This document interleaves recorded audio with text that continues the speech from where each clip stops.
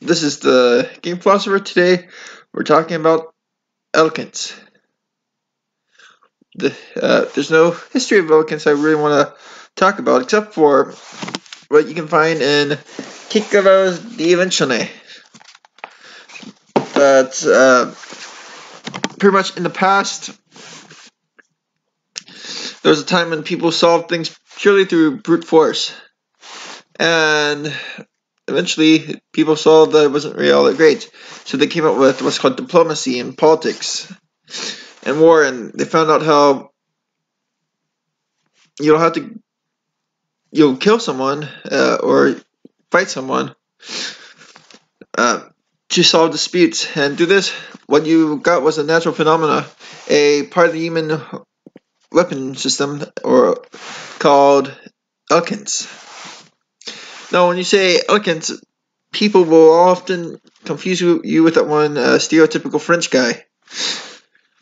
Someone who is very pretentious, like oh ho ho or something like that. But here's the news: you do not need all that oh ho ho pompous to be eloquent. In fact, that's not even eloquent at all. That's more pretentious, which is against eloquence, because you need some aspect of authenticity to have eloquence at all.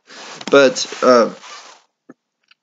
anyway, without further ado, first thing you will need is a certain amount of education.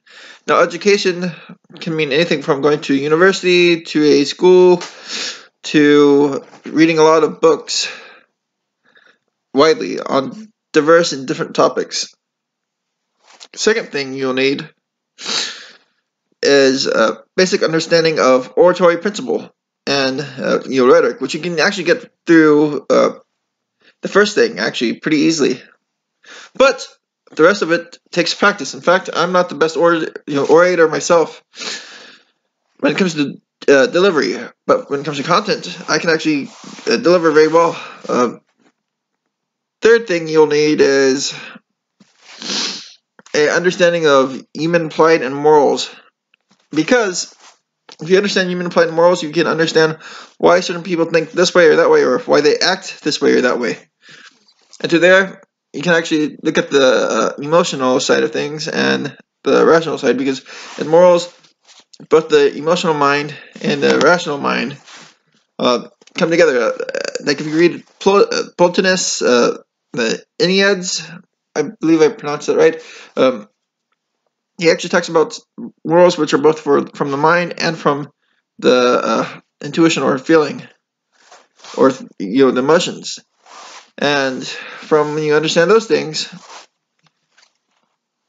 you actually have a better chance at eloquently convincing this person that something might not be the best path.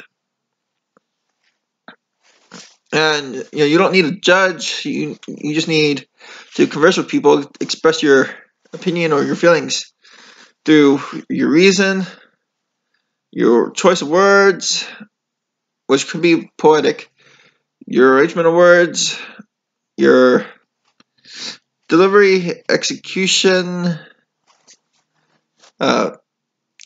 your way of thinking about words, and how you convey these meanings in a concise or detailed manner depending on what's needed for the particular situation.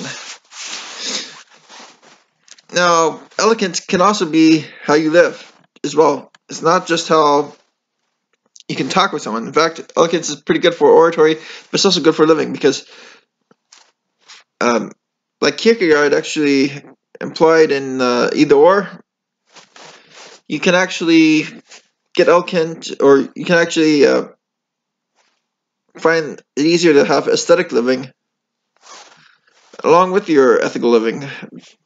And that's pretty much what aesthetic living. I've covered it on this channel before. I'm not going to cover it again. But when you have both together, you'll find that you can actually live a more beautiful life, a more profoundly beautiful life.